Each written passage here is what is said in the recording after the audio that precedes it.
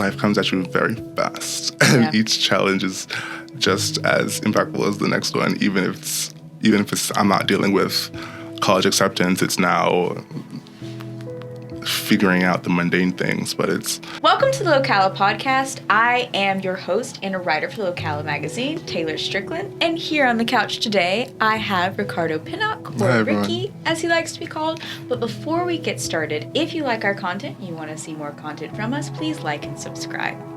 Okay, now Ricky, are you from Locala? Actually, no, I'm not. I grew up in New York City. My parents were worried about how safe the schooling system was there, back in the early 2000s. So we moved to Broward County, Florida, and I went to the elementary school down there for a little bit.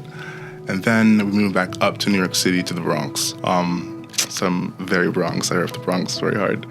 And I lived there from 2009 to getting into college and moving away for college. What were those years like in New York? I can imagine what it was like in Florida. I feel like my adolescence in New York, I was into a lot of TV, a lot of my iPad. An iPad kid. Yeah. When I was 10 is when I got my first iPad. I'm very thankful for my parents that they did get that to me. I don't know, maybe that started when my attention span depleted, but I feel like I definitely love living online. I don't know. We discussed this previously, but we're both children of Gen Z, which means we're the first generation fully online, fully plugged in. So it is as real to us, I guess, as just normal landscape. I think you said your feet's on the ground, but most of the time you're usually in the cloud. And figuring out how to secure the cloud. Now that I'm doing more of the photography, understanding storage and how storage is a physical thing, but I guess I'm paying for a portion of that physical thing to exist on my device. It's... Oh, yeah, because if it gets messed up, there's all your work. Yeah. It just goes. Have you ever had that happen? No. Oh, okay. I have a trusty hard drive, but I want to back up that trusty hard drive. I didn't realize how many photos I'd taken until I went back and tried to go through all of them. And if I were to lose that much now, I've my brain and technique is past that, so I could confident that I could make something that I love, and can start saving at that point. But that's a lot of loss. That it would be too much loss for me to handle. It's good. You mentioned this also before, but it is good that you have a little bit of neuroses, because that's what that is right there. Me, I just throw it into the pile and hope it sticks, and then I lose everything. Yeah. So growing up in New York and being interested in photography, I feel like those go so well together, because you have so many examples of artistry, and it's also, I don't know if it officially has this title, but I feel as if it's the fashion capital of the U.S. I feel that too. That's just how I feel. Yeah. Mm-hmm. I mean, I love being fashionable, and I feel being urban, for instance, wearing a Tim or something like that, that's very connected to my fashion sense, because I saw it so much growing up. And I feel even if I might experiment in wearing something else, because it's so tied to me at my core and at my youngest and earliest references, I'm just never not going to be some part urban in how I dress, or maybe urban minded. But formal, I don't know. I think it's very chic. And I feel for people who are only listening and not watching this, Ricky is wearing this just beautiful, sleek ensemble. And I definitely look like I'm from Florida. I'm wearing jeans and a big oversized shirt. And my hair is in a clip. So I feel like you can really tell when you see someone what sort of aesthetic they go for, not just in themselves, but also in their artistry, because I feel as if you can see a lot of that influence when you look at your art online. Well, and also, back to what you said when your parents got you the iPad and you were allowed to be more online, is that when you started to find your influences, like the TV shows you like to watch, or was that a little bit past that? The references that I gave you guys in terms of what I liked, RuPaul's Drag Race, America's Next Top Model, Project Runway. America's Next Top Model was the oldest of all of them, so that's something that I started absorbing when I was 4. The dramatic pictures, the powerful walking. And then when I later rewatched it as like a 20-year-old, like the contestants like finding confidence in themselves and like taking on something very new to them. Because like as a photographer now, like I see every single time when a person is like fresh to being in front of the camera, is what I would say, or like green or whatever. And like now as a photographer, like trying to work them out of the discomfort and get them comfortable with being the center of attention for a little bit. And like I do a lot of verbal affirmations as I'm like taking pictures just to get folks comfortable. More comfortable with me, more comfortable like in whatever pose they're in, or like feeling confident that they don't look like an idiot. Or feel terrified, because I do remember the elimination process at the end of that show. It was horrifying. It would really suck to be one of the first people to go home. Yes. On any sort of like competition show. Like, no, it's very true. And then your other influence, you said, was from your mom and your sisters. They were very into fashion as well. Yeah. And your aunts. Sisters, my aunts. Mm-hmm. I feel like as like, because we also previously were talking about like the Jamaican influence, like that was a big part of like expressing themselves growing up. I feel like we do have some pictures of like how they dressed when they were younger. Not calling my like mom, aunts, and sister old. They're beautifully aged wherever they are in their lifetimes. But I feel like they passed on to me, like learning how to express myself with what I wear. Like I remember I had a cardigan phase in middle school. My wildest cardigan was like a purple one. I had a red, I had a gray, I had black, I also had like a cargo shorts and pants phase because I loved how utilitarian it looked. That was in then, though.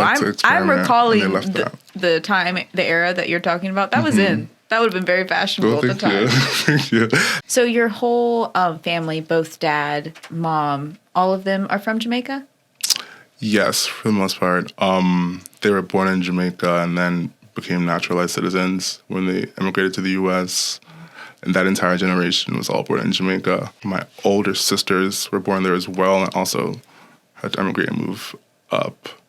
And yeah, all the nieces and nephews after me were all born in the U.S., and I was the first born in the U.S. of the Pinnocks. That's very exciting. I'm sure they're very, very proud of you. Yes. I've been trying to share more of my successes with them and like figure out ways to like include them in my process. Because like going away to college, like sort of being first gen and even applying to college in the U.S. and figuring out FAFSA and common application, and I felt like they were trying to support me as much as they could, but there are parts of the process of being a U.S. kid applying to college and going to college and experiencing the world like that they just didn't have growing up in Jamaica. So like, I don't know, I felt like I was learning a lot. No, and like being under pressure to like execute it. Like, it's incredibly hard to be the first one to do anything. I as well am the first one to go to university in my family. FAFSA. They just handed me their tax records and they were like, do it, I guess. I don't know. I don't know what to do. I was like, what? These terms all feel very like stressful and urgent because you think you're going to go to jail? Yes. I was like 17 when I made like a massive life decision, and like I feel like I made the best of it, but I feel like if I applied hindsight, or like I had counselors that could help me, but I just feel like I would have done things a little bit differently.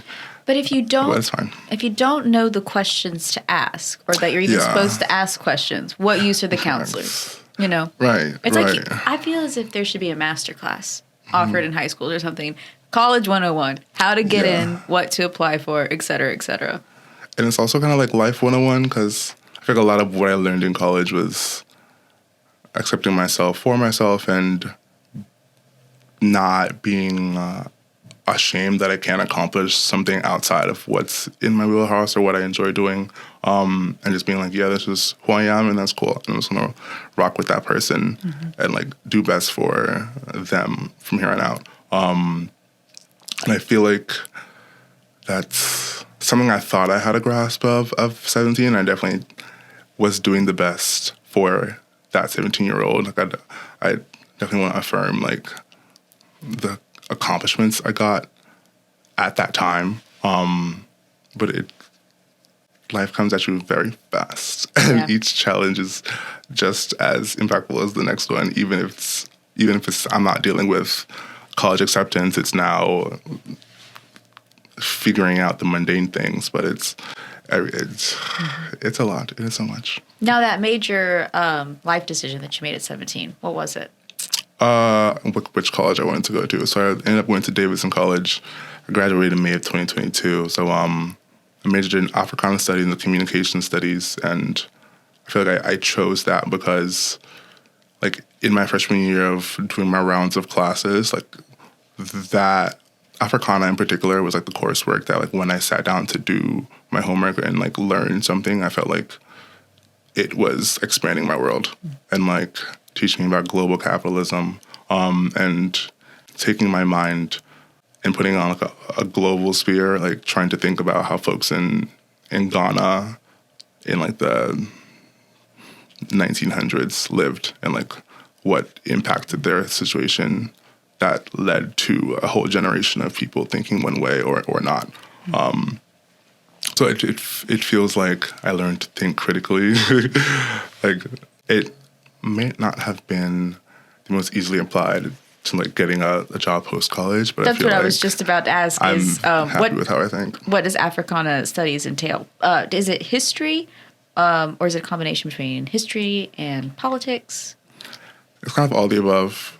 It's intentionally interdisciplinary, and that you sort of get that situation because they're focusing on like a subject, which is sort of Afro-descended people wherever they're in the world globally. So you could think of African American studies maybe as something more centered on like the continent of North America and the U.S., but like Africana is like trying to understand how also Afro-Latino people live, also like Afro-descended expatriates to other countries, maybe like Afro-Asian folks as well, or African descended people, so Black people living in whatever European country they're living in. Like, it's sort of intentionally looking at the entire world with history or politics or philosophy. Or I did some classes where like I studied music and how like trying to think of the music comes from an artist, and the artist grew up in a certain time period, and they had influences such as like W.E.B. Du Bois, for instance. So if you think of like Jay-Z, who might Jay-Z have studied from, and like what might have informed how he saw the world before he made X track. But so there's music, and then there's looking at how they react politically to things, and so that's political science. And so from any field that you can approach Africana and like get some sort of study on how people move and see the world is Africana.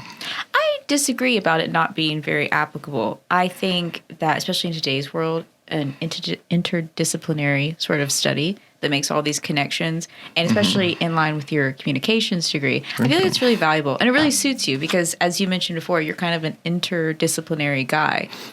You wear a lot of hats. For sure. You want to tell us a little bit about them? Yeah. So like since graduating college and being thrust out into the world, I've been trying to figure out like what's the next step for me. What like seeds do I want to plant now, and sort of like skills do I want to start learning and develop before I move to a greater move. And I feel like I'm trying to like walk down this path of going into tech and particularly data science, which like getting a wrap on how computers think and like how to program has also been quite the challenge for me.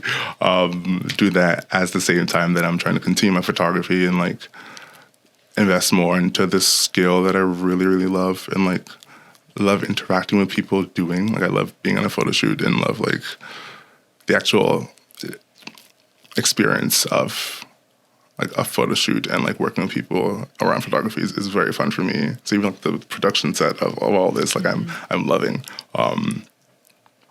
All the time that I'm like actually working as like a sales associate and like now trying to understand how retail companies think and actually contribute while I am there. Because even though I'm like thinking past that, like that's something that like I've invested in. So I'm trying to figure out how to make an impact there before, because I'm not staying there forever. So before I leave. There is nothing in this life that is better experienced than working in service in any degree. And that is the truth. I feel once you're done there, you'll be ready for anything. But it's really wonderful. I think it's beautiful. You've found a way to sort of meld together all of your various interests in your past as well. I think when we spoke previously, you talked about, you're just kind of moving from place to place, thinking about your next move and where you're going to go. But I feel in many ways you've carried your home with you. You carry your family with you. You carry your interests with you. It's really nice. And some of them are inherited. I don't think we've yet talked about how photography was interests of your father's as well. Yeah. Literally, thank you, Dad. Oh, I know because I have baby pictures of me maybe like 2 years old, like sitting in those like little plastic chairs with like a table around me, like the little baby chairs. I was literally always around a camera.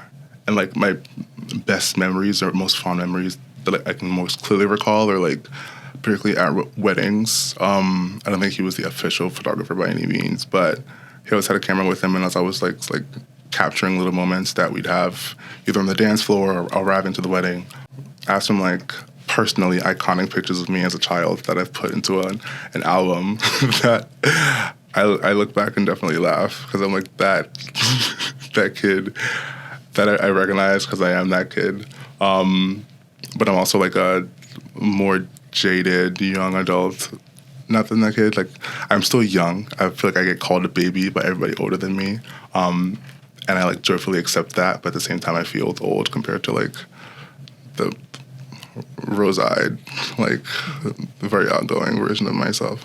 I think it's the internet. I think it's the internet you should usage. And puberty. It really does that to people. True. How does your dad feel about your photography? I think he's very proud of me. No critiques? Or is it just, that's fabulous, no notes? I actually haven't exactly like, because his, I guess, social media of choice is Facebook. And he'll like communicate with me on WhatsApp as well. And I don't know, I live on Instagram, Snapchat, TikTok, Twitter, Tumblr. I feel like if you were to like, even keeping track of all that for me is exhaustive. There are sometimes I don't make it to TikTok or I don't make it to Pinterest, even though I really love Pinterest. That is the sleeper hit best social media in the world right now is Pinterest.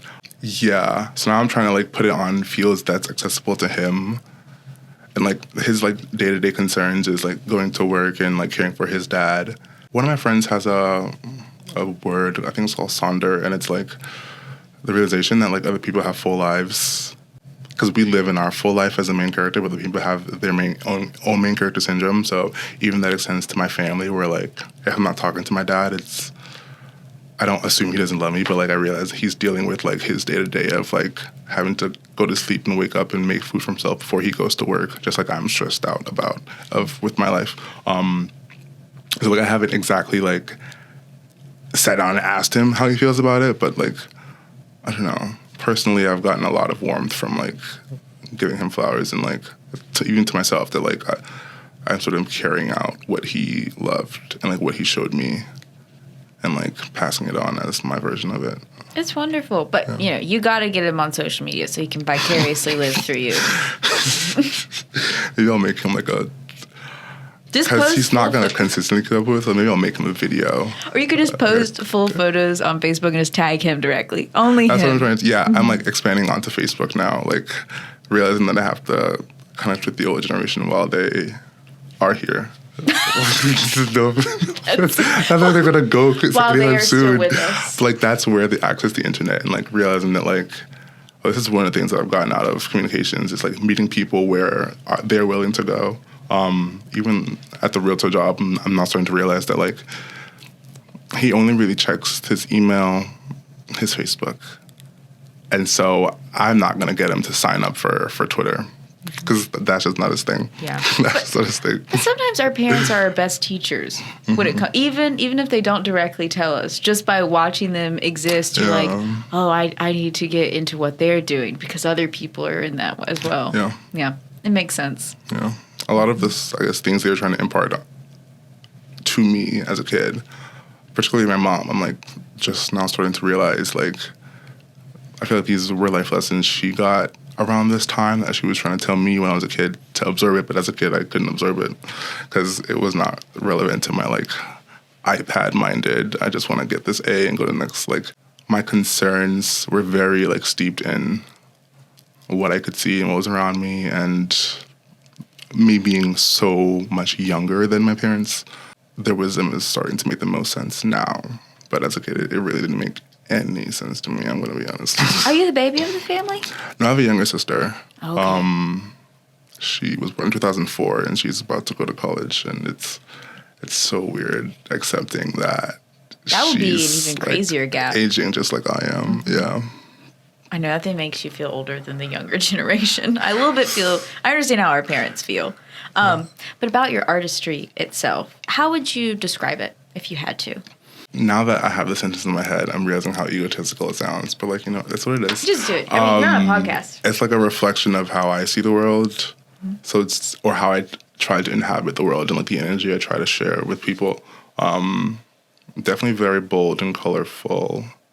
I love drama. I guess I like being the drama, but not that drama. I like exciting people and providing something that's, like, a fantasy to see and feel. And, like, it partially takes you out of a reality, not in the sense that reality is bad, but it's just, like, a reality that we, like, can fabricate and, like, enjoy for a little bit. And then I guess go back to just being, like, how we are. So it's, like, I definitely try to highlight folks' beauty and, like, make that the center of attention. Like, I am the center of attention, and I'm okay with being the center of attention. That's wonderful. It's like digital portraiture. Yeah. Yeah, so that's what you mainly focus on. Mm-hmm. Where does that come from? Why that specifically? Because you could be taking pictures of light posts. Yeah. I've, like, been experimenting, like, trying to figure out, do I also like food photography? Which I do. Like, I enjoy all forms of photography, so choosing one is very hard. But I'm also, like, the first job I ever wanted was to be a doctor. Oh. Or just be a judge. But, like, the purpose of that was, like, for the opportunity to help people. And then all throughout high school, all throughout college, I have been in, like, volunteer organizations, like, mostly geared towards mentoring or, like, serving around schools. But, like, the concept of, like, helping people and, like... I feel like that is one of the best ways in today's age with filters and heavy online presences to make people feel great about themselves. Yeah, definitely something that I've, like, noticed throughout, like, I would say at least 80% of the photo shoots I've done is, like, the, like, joy that a person gets from, like, feeling beautiful and, like, not beating themselves down. Like, I feel like we're naturally very judgmental of ourselves and how we look. And I feel like that leads, like, distorted... People literally don't see themselves how you see them. Like, let's say a model is in front of me and what they're wearing is fantastic, and, like, the light on them is gorgeous, but they can't see the light on them because... I feel like that comes across really clearly in your work. It's not people smiling huge into a camera or anything. I feel it's very sentimental and very warm. Thank you. Mm-hmm.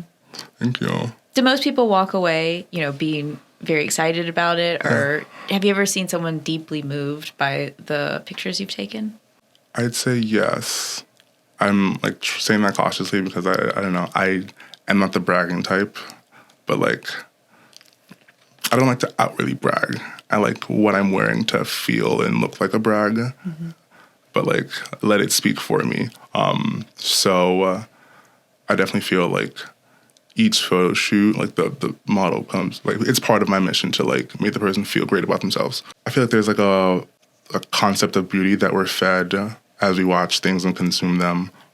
So if a person does not see themselves in that, I feel like they come into the shoot with, like, the assumption and mentality that, like, they don't look fantastic or they aren't beautiful. And I try to shatter that as fast as possible, but it's never a fast thing. It's something that probably doesn't... I feel like my best pictures come in the last, like, 20 minutes of a shoot, because that's when, like, the ice of that like assumption about themselves like fully melts away, and it's like they're are fully there and confident and rolling and just experimenting with themselves in the actual shoot, and like not being afraid of looking a fool because it's just one moment. You'll like walk away you walk away in 5 minutes and go to someone else. Mm-hmm. And also, they have to trust you not to make them look terrible, which you never do. Thank you. It's enough. You can brag. You know what? We need to warm up and get comfortable with bragging about ourselves. That's another thing I'm accepting. I'm very into astrology, and I like have a lot of Leo energy in me, and I'm like, yes, I like being the drama. Like, yes, I like being the main attraction. And I'm like, you know what? That's not a bad thing. I can share that and be ethically the main attraction. But yes. I'm a main attraction nonetheless. With Leo placements, it is best. Leo placements are all big. For anyone who's not into astrology or astronomy or any of that, Leo's really big into being the center of attention. But also what's important about Leo is they are the sign of love. Mm-hmm. Oh, it feels good. Yep. Thank you. I feel like that can be seen in all of your work. Oh, yay. So in the future, for Ricky Pinnock, where do you want life to take you from here? What is the next move? Well, specific to photography, like my next move, I want to experiment in studios more. I feel like I'm worked with at a home studio for the past like 2 years, like converting some space into where I'm living. Just a space where I can take pictures, and that's something that I'm never not going to do. Like I always want to have some sort of home studio wherever I'm living, but also work in a studio that's with tall enough ceilings, because home studios do not have tall ceilings, and I don't know, use that space to sort of finally define my style as well. Because I feel like I have a style that I like to stick in when I'm shooting outside. Because I like it to feel sort of warm-toned. And then indoor photos, I've shifted to a cool temperature. And I want to, like, explore, like, do I like it being that blue and that cold? So they're just more experimentation, but, like, figuring out the setting for that experimentation so that I can translate it to eventually, I hope, like, celebrity photography and, like, full-on campaigns and all of that. But, yeah, I've also been experimenting more with, like, high-key and low-key black and white, and figuring out, like, are there aspects of shooting in that, like, for that requirement that I can translate to color, and just in general adding more lights. I've been doing a lot of, like, 1, 2, or 3 light shoots, but if I have more space, I have more to play around with. So just finding the space, really. That's exciting. And as far as moving goes, are you thinking in the future of piercing back through New York? Maybe in the long-term future.